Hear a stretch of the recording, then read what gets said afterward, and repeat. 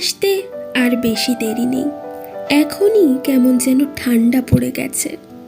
আমার মন বলছে 2-1 দিনের মধ্যেই তুষার পড়বে আর এ বছরের শীতের ঘোষণা করে দেবে। প্রথম তুষারপাত সেওলে না কাটালে কেমন যেন অপূর্ণ লাগে। কয়েকদিন ধরে ভিয়ের কোনো খোঁজই নেই, কিন্তু আমি জানি ও যেখানেই থাকুক প্রথম তুষারপাতের আগ মুহূর্তে একবার হলেও ও আমার কাছে এসে দেখা দেবেই। সেই কারণেই আমি তুষারপাতের অপেক্ষায় আছি। কয়েকদিন ধরে মন বলছে সোল চলো, সোল চলো।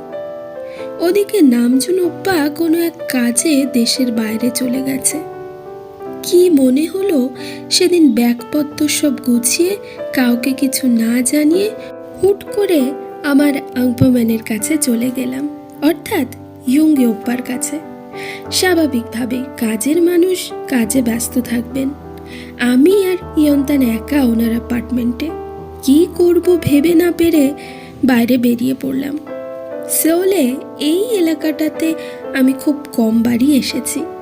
আসলে যতবারই আমরা সেওলে এসেছি ততবারই নামজুন ওপ্পার বাড়িতে থেকেছি। একটা বাস স্টপের সামনে দিয়ে হাঁটছিলাম, তখনই একটা বাস এসে থামলো। ভাবলাম অনেক দিন বাস চড়া হয় না, তাই বাসে উঠে পড়লাম। বাস চলতে শুরু করেছে। আমি কোথায় যাচ্ছি আমার জানা নেই। এমন করে উদ্দেশ্যহীনভাবে চলতে চলতে বেশ ভালোই লাগছে। ইয়ন্তান আমার কোলে বসে আছে, সেও খুব মজা পাচ্ছে।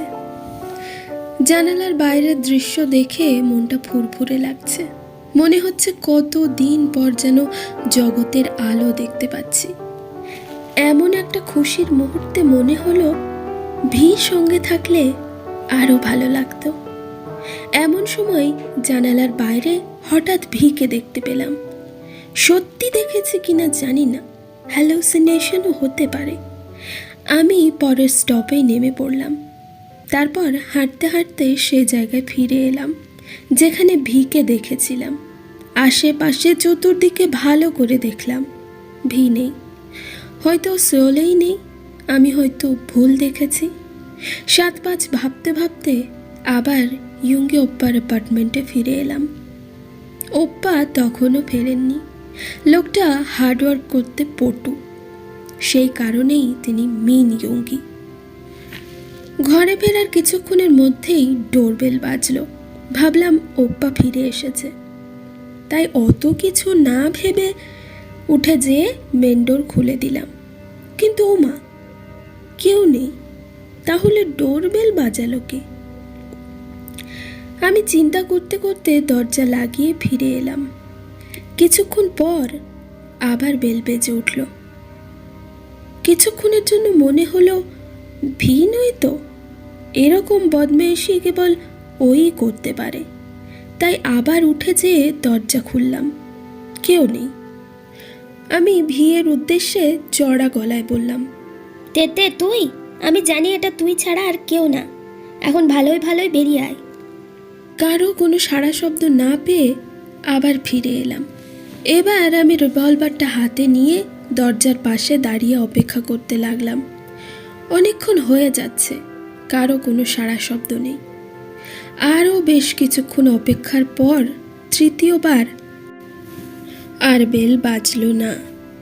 আমি ফিরে এসে আবার বসেছি, ঠিক তখনই আবার বেল বেজে উঠল। আমি রিভলভার হাতে ছুটে গেলাম।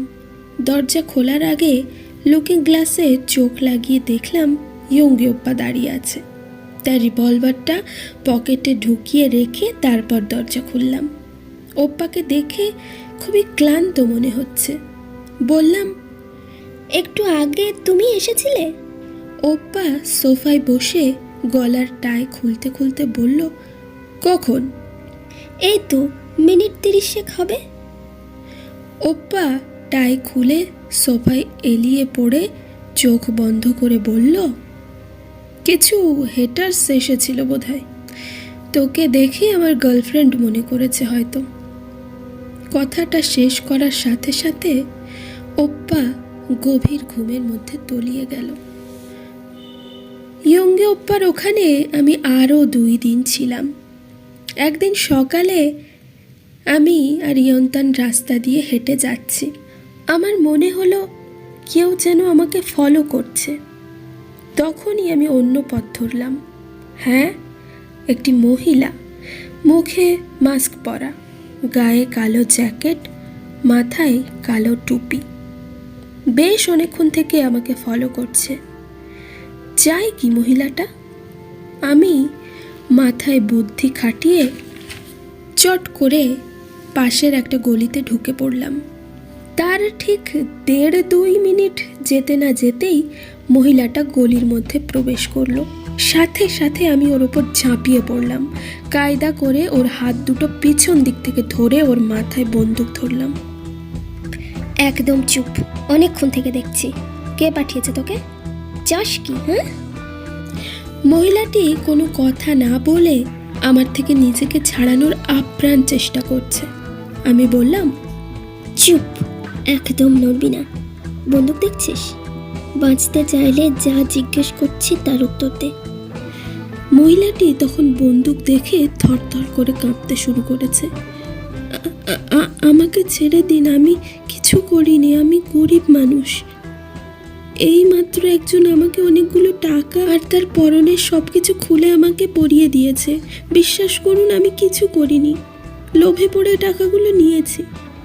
তখনই তাকে ছেড়ে দিয়ে চেক করলাম। সত্যিই তো, একটু আগে যাকে দেখেছিলাম সে নয়। সে কালো প্যান্ট পরেছিল আর এই মহিলাটি নীল প্যান্ট পরে আছে। গায়ের জ্যাকেট, মাথার টুপি আর মাস্ক খুলে একে পরিয়ে দেওয়া হয়েছে। আমি আবার ওকে চেপে ধরলাম। কে দিয়েছে তোমাকে এগুলো, বলো? আমি চিনি না ম্যাডাম, শুধু বলেছে এগুলো পরে তুমি ওই গলিটার মধ্যে দিয়ে একবার ঘুরে আসবে। তার বদলে অনেকগুলো টাকা দিয়েছে। এই যে। মহিলাটি সত্যি সত্যি পকেট থেকে একতাড়া নোট বার করে দেখালো। হাত জোড় করে বলল, সত্যি বলছি, আমি কিচ্ছু জানি না। আমার টাকা লাগবে না, আপনি আমাকে ছেড়ে দিন। কি আর করব, যথাযথ প্রমাণ না থাকার কারণে তাকে ছেড়ে দিলাম। বুঝলাম এবারেও সোলে এসে কোনো এক রহস্যের সমাধান করে যেতে হবে। তবে এবার আমি একা। ভির সঙ্গে থাকলে কাজটা সহজ হতো। যেহেতু ভি নেই, সেহেতু পুরো কাজের দায়িত্ব আমার কাঁধে। যা করতে হবে আমাকেই করতে হবে। এতদিন ধরে যা কিছু শিখেছি ওর থেকেই শিখেছি। ভাবলাম এখানে ভি থাকলে কি করত। আমিও ঠিক ওর পন্থাটাই কাজে লাগালাম। মহিলাটির থেকে জ্যাকেট, টুপি আর মাস্ক নিয়ে নিলাম। আমার সঙ্গে ইয়ন্তান আছে। ও মানুষের গন্ধ খুব ভালো করে চিনতে পারে। ইয়ন্তান তো জিনিসগুলো শুকে নিয়েছে। এখন পালা আসল আসামিকে খুঁজে বার করা। সে কেন আমাকে ফলো করছে আর সে কি চায় সব কিছু জানা এবং শেষে তার অপরাধ অনুযায়ী তাকে যোগ্য শাস্তি দেওয়া। আমি এখন পুরো ইয়ন্তানের ভরসায় আছি। ও আমাকে সোল সিটি ঘোরাচ্ছে। ও যেদিকে আমাকে নিয়ে যাচ্ছে আমি সেদিকেই যাচ্ছি। আমার মনে হচ্ছে ইয়ন্তান আজকের মধ্যেই অনুসরণকারীকে খুঁজে ফেলবে। এতদিন ধরে ইয়ন্তান বেশ ভালোই নিজের দায়িত্বের গুরুত্বটা বুঝেছে। তাই আজকে আমার থেকে ও বেশি এক্সাইটেড। ইয়ন্তান যে একটা রেস্টুরেন্টের মধ্যে ঢুকলো। বুঝলাম অনুসরণকারী এই রেস্টুরেন্টের মধ্যেই আছে। এতক্ষণ সে হয়তো আমাকে দেখেও ফেলেছে, কিন্তু আমি তাকে দেখিনি। এখানে অনেক মানুষ আছে, যে যার মতো খাবার খাচ্ছে আর গল্প করছে। যেহেতু সে আমাকে দেখে ফেলেছে, সেহেতু আমাকে সজাগ থাকতে হবে। অতর্কিতে আক্রমণ করতেও পারে। তবে এত মানুষের মাঝে এই বোকামোটা সে করবে না। এতটুকু সময়ের মধ্যে যা বুঝেছি তা হলো বিরোধী পক্ষ একজন মেয়ে হলে কি হবে, সে অত্যন্ত পরিমাণে চতুর।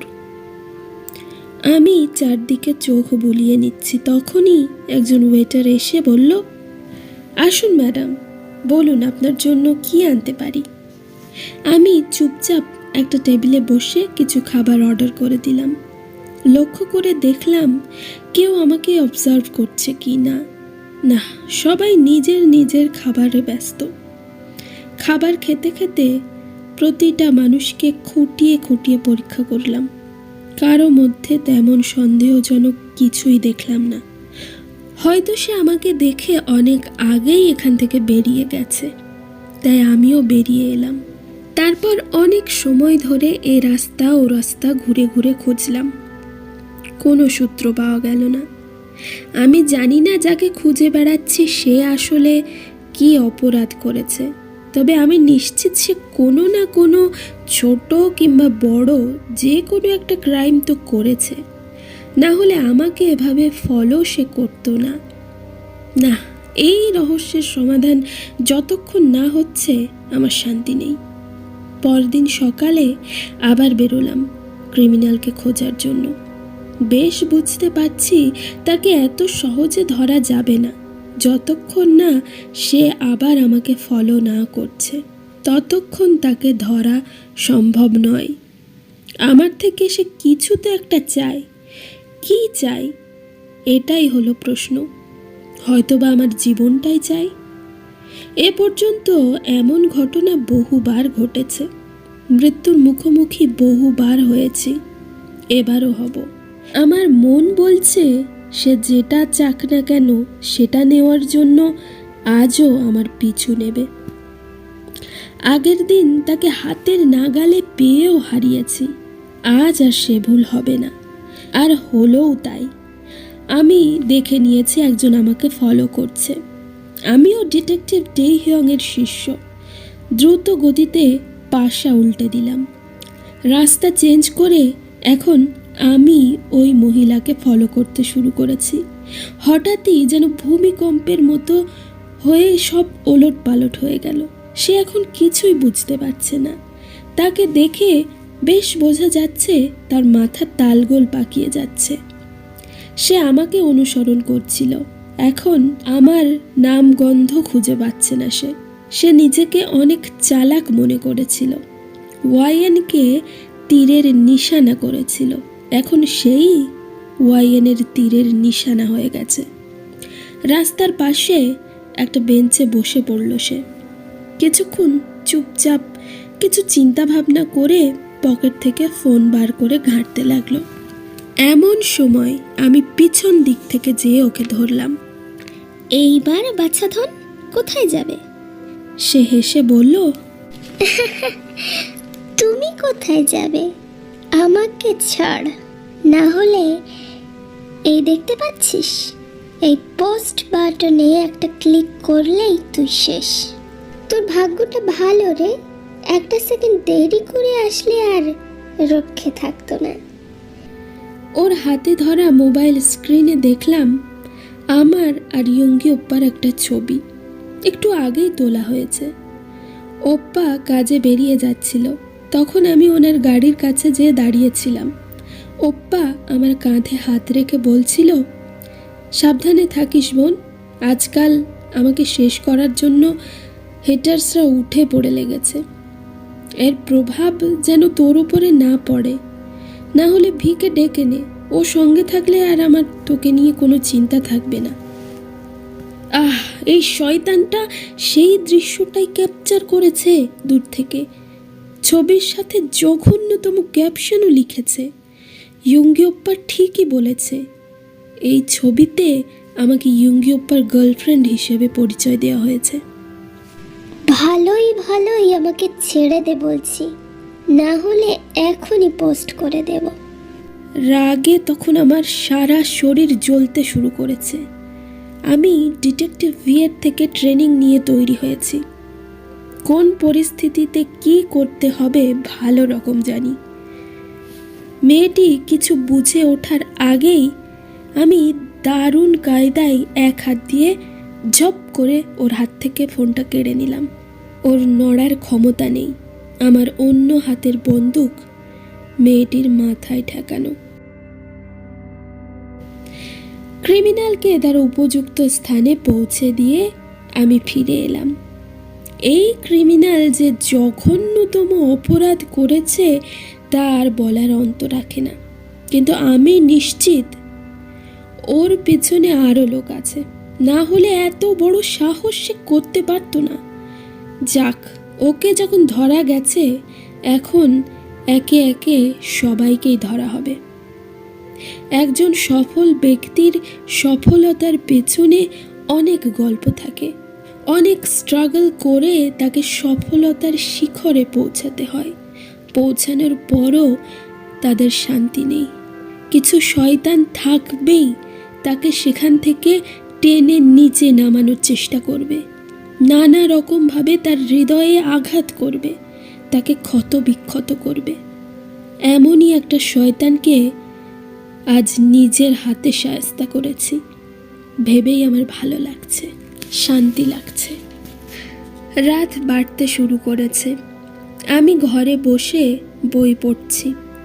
হঠাৎই জানালার বাইরে নজর যেতেই দেখলাম বাতাসে কি যেন সব ভেসে বেড়াচ্ছে। রাত তখন সবে 12টা। ওপ্পা হয়তো এখনই ফিরবে। আমি ব্যালকনিতে যেয়ে দেখলাম সত্যি স্নোফল শুরু হয়ে গেছে। আমি হাত পাতলাম। আকাশ থেকে সাদা সাদা তুষার কণা নেমে এসে আমার হাতে জড়ো হলো। কি যে সুন্দর লাগছে দৃশ্যটা। সোলে প্রথম তুষারপাত শুরু হয়ে গেছে। নিচে দেখলাম মানুষজন আনন্দে মেতে উঠেছে। তখনই হঠাৎ আমার ফোনটা বেজে উঠল। আমি জলদি পকেট থেকে ফোনটা বের করলাম। যা ভেবেছি তাই, ভিয়ের ফোন। হ্যালো ওয়াইন, নিচে নেমে আয়, আমি অপেক্ষা করছি, জলদি আয়। আমি আর কিছু না ভেবে এক ছুটে নিচে নেমে এলাম। ভি দাঁড়িয়ে আমার দিকে ফিরে হাসছে। আবার একটা প্রথম তুষারপাত আমরা একসাথে দেখছি। আমি ওর দিকে এগিয়ে গেলাম।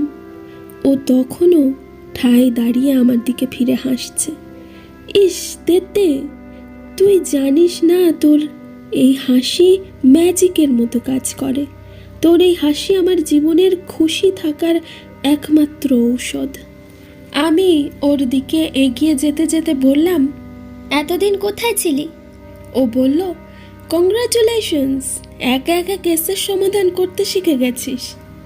তুই কোথায় ছিলি? নামজন হিয়ং বাড়িতে নেই, তাই বাড়ির দায়িত্ব আমাকে দিয়ে গেছে। মানে তুই এতদিন সেওলে ছিলি? কিভাবে কেসের সমাধান করেছিস সব দেখেছি। তাহলে তুই আমার সাথে দেখা করলি না কেন? আমি চেয়েছিলাম এবারের কেসটা তুই নিজে সমাধান কর। বুঝলাম ও সব সময় আমাকে চোখে চোখে রেখেছিল, অথচ আমাকে বুঝতেই দেয়নি। আমার সাথে না থেকেও ও আমার খেয়াল রেখেছে, আমাকে প্রোটেক্ট করেছে। এমন করেই বাংতা নোটি 7 আমার কাছে না থেকেও আমার খেয়াল রেখেছে এক অন্য উপায়ে, যেটা সবাই অনুভব করতে পারে না।